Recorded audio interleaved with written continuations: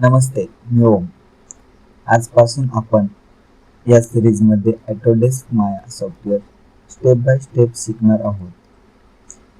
या पहिल्या भागात मी तुम्हाला माया सॉफ्टवेअरचे पूर्ण इंटरफेस अगदी सोप्या भाषेत समजावणार आहे. तर चला सॉफ्टवेअरची मजा घेऊया.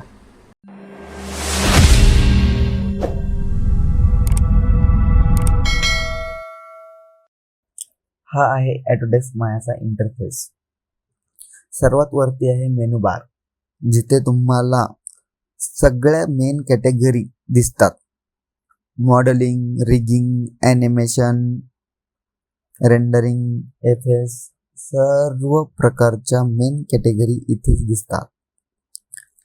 प्रत्येक विभागात त्या संबंधित टूल्स आणि ऑप्शन्स दिले आहेत.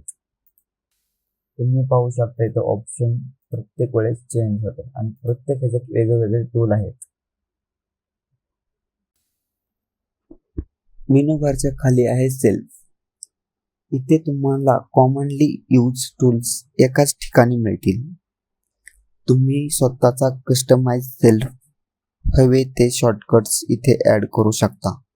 त्यासाठी सेल्फ सेटिंग मध्ये जाऊन न्यू सेल्फ वरती जाऊन इथे तुम्हाला सेल्फचे नाव ॲड करून इंटर क्लिक करायचे आहे.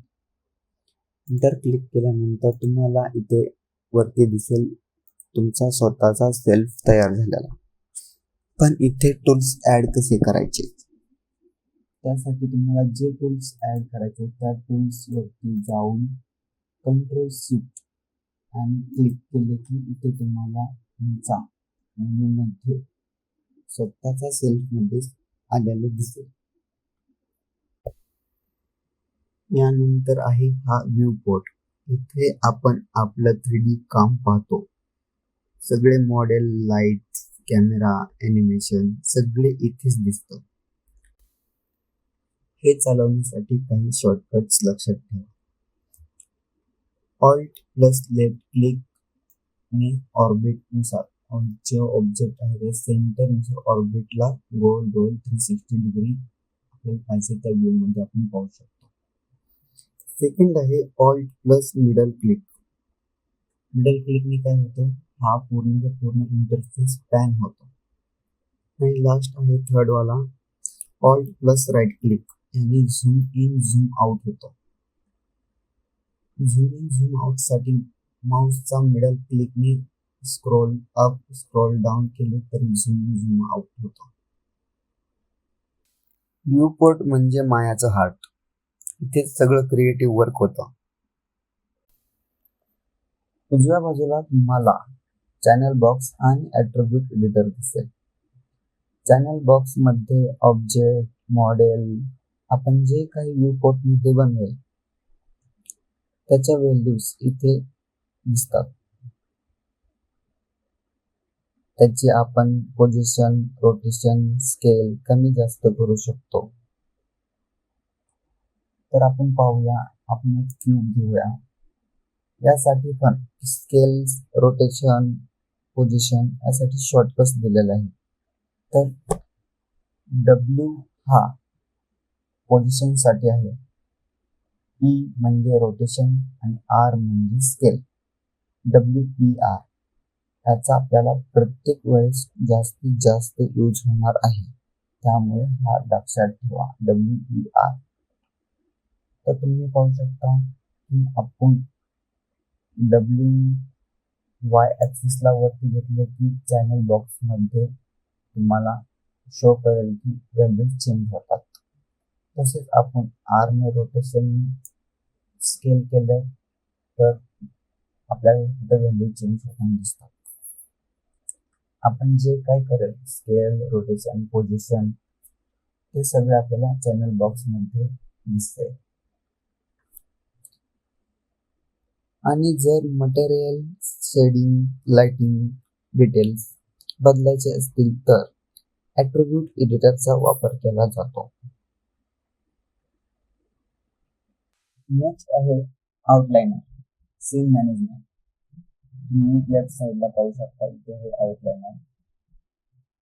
आउटलाइनर म्हणजे सीन्स मध्ये सगळे ऑब्जेक्ट इथे नीट दिसतात. उदाहरणार्थ एखादे कार मॉडेल असेल, बॉडी, ग्लास, असे सगळ्या मॉडेल्स आपल्याला इथे दिसतात. आपण सध्या वेगवेगळे ऑब्जेक्ट घेऊया. तुम्हाला दिसतात की तिथे तुम्ही वेगवेगळ्या लेअर मध्ये वेगवेगळे ऑब्जेक्ट आहेत.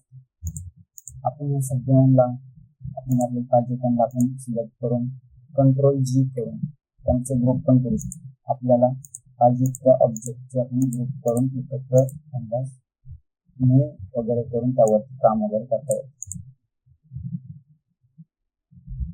नेक्स्ट आपण पाहणार आहोत टाइमलाईन. त्यासाठी आपण ॲनिमेशन UI एलिमेंट मध्ये जाऊन टाइम स्लाइडर ऍक्टिव्ह करूया. तुम्ही इथे खाली पाहू शकता राईट साइडला प्लेबॅक कंट्रोल्स वापरून ॲनिमेशन प्ले, पॉज किंवा लूप मध्ये ठेवू शकता. फ्रेम ऍडजस्ट करू शकतो.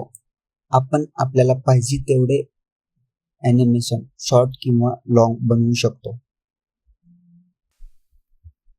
आता येतो शेवटचा भाग म्हणजे रेंडर व्ह्यू. रेंडर व्ह्यू म्हणजे आपल्या 3D सीनचा फायनल आउटपुट व्ह्यू. इथे आपण अर्नॉल्ड रेंडरचा वापर करून रिअलिस्टिक लाइटिंग आणि शॅडो तयार करतो. तर चला पाहूया अर्नॉल्ड रेंडर. पहिल्यांदा आपण पाहूया मॉडेलिंग सिलेक्ट आहे का. मॉडेलिंग मध्ये अर्नॉल्ड मध्ये जायचं. अर्नॉल्ड मध्ये गेले की ओपन अर्नॉल्ड रेंडर व्ह्यू हे सिलेक्ट केलं की आपल्याला रेंडर व्ह्यू दिसेल. आता इथं सगळं ब्लॅक ब्लॅक दिसते. याचं कारण आहे की यामध्ये लाईट नाहीये. तर आपण अर्नॉल्डचे लाईट मध्ये जाऊन सध्या स्कायडम लाईट ऍड करूया. तुम्ही आउटलाइनर मध्ये पाहू शकता स्कायडम लाईट ऍड केलेली आहे. तुम्ही इथून प्ले करून पाहू शकता रेंडर व्ह्यू. सध्या आपण एक प्लेनर घेऊया, त्याची स्केल वाढवूया जेणेकरून आपल्याला मॉडेल व्यवस्थित दिसेल. हा आहे आपला फायनल रेंडर व्ह्यू.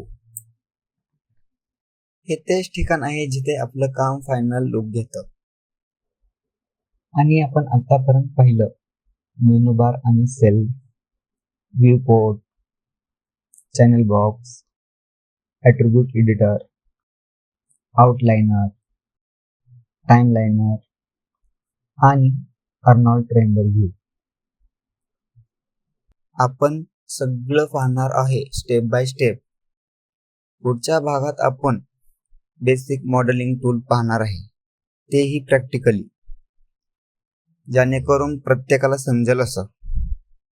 व्हिडिओ आवडला असेल तर लाईक करा, सबस्क्राईब करा आणि पुढचा भाग नक्की पहा.